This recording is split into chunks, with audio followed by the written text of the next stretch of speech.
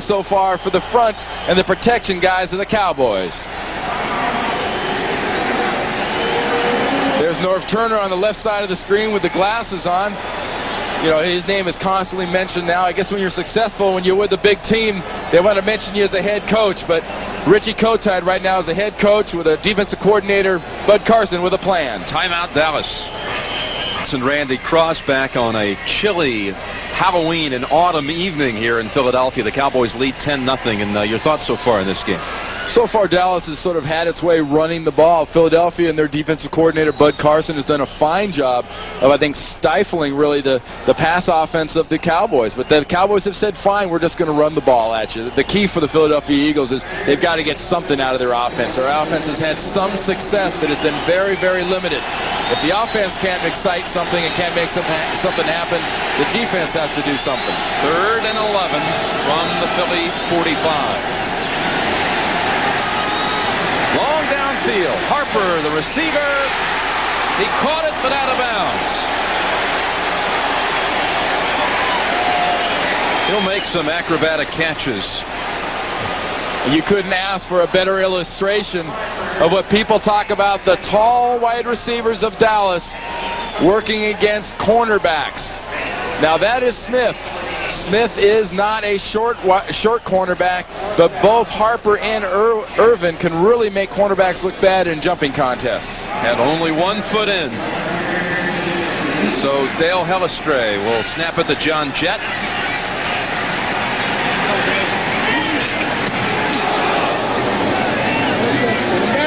Fair catch called at the 20-yard line by Sikahema.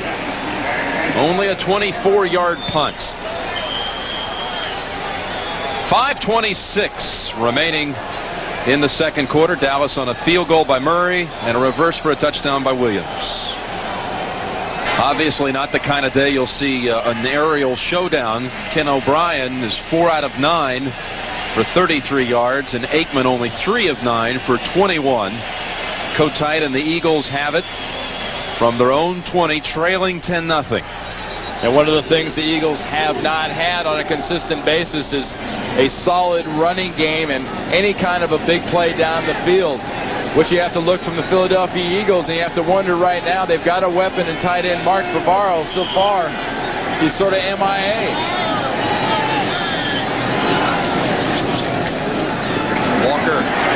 Herschel Walker across the 30, across the 40, and dragged down by Woodson at the 44. Richie Kotite was quick to point something out about Herschel Walker 1993, and that's Herschel Walker is attacking the line of scrimmage. He's not looking, he's not dancing, he's going after it. Gets a good job up front by his offensive line, especially Mike Shadden. He just explodes into the defensive backfield. The Eagles have had several big running plays in this game so far, but they have not been able to follow them up effectively. Walker again. And he fights to get back to the line of scrimmage. Darren Smith was there to meet him shortly after the handoff. And as fast hitting and as quick as that play ago was, that last one was just as slow. And that's an example of what you can't do against the Dallas Cowboy defense. You cannot go wide, dance, and think, because they will stuff you and swarm to the ball. I mean, look at that defense. Those aren't a bunch of big guys. I mean, every one of those guys can see every part of their shoe down below there. There's no guts or bellies hanging over their belts. I mean, these are real flat-belly defensive linemen. 2nd and 10. And James Lofton to the 46 of Dallas. Good for a first down. Rich Kotite's got to be very happy with the acquisition of James Lofton. All he's done is come into this game and so far catch three balls for 31 yards, and this was an acrobatic effort. You saw him slip, start to fall, and somehow keep a handle on that ball. That's what the veteran leadership will give you. That's what Lofton can, O'Brien can. They can find ways to make things happen. Back in Dallas territory, first down. 3-step drop. Calvin Williams gets in the catch column at the Dallas 38. And with 3 minutes, 10 seconds to go in the half, the Eagles are moving the football. And what we're seeing here is patience on both sides of the ball.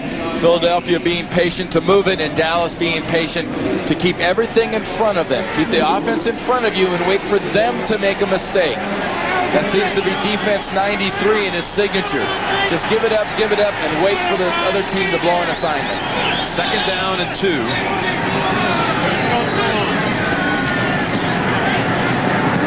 Bryan sidearmed it in the direction of Lofton.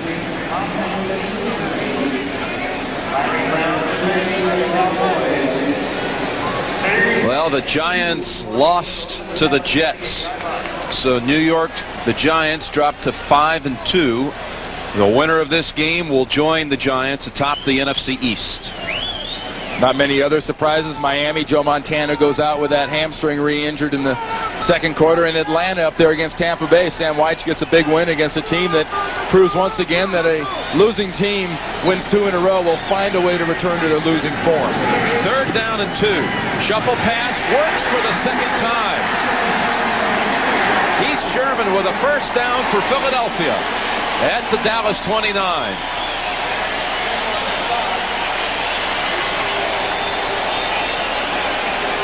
Fool me once, shame on you. Fool me twice, shame on me. A little shame on the Dallas defense.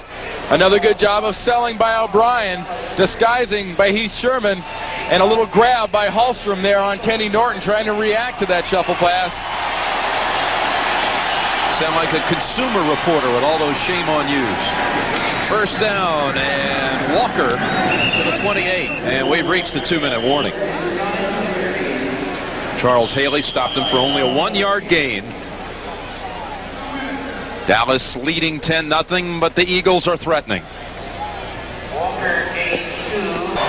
Well, Randall Cunningham and the jersey 12 surfacing all over the vet. Some of the youngsters competing in the punt, pass, and kick competition. And Richie Kotite would settle for a well-placed pass here. This is the part of the field that Dallas got into last time they had the ball, where you talk about the tight end coming into the pass offense. With all these drop-off zones, people are playing in the red zone. That is the one person and that is the one weapon you have to be able to take advantage of. 2nd down and 8.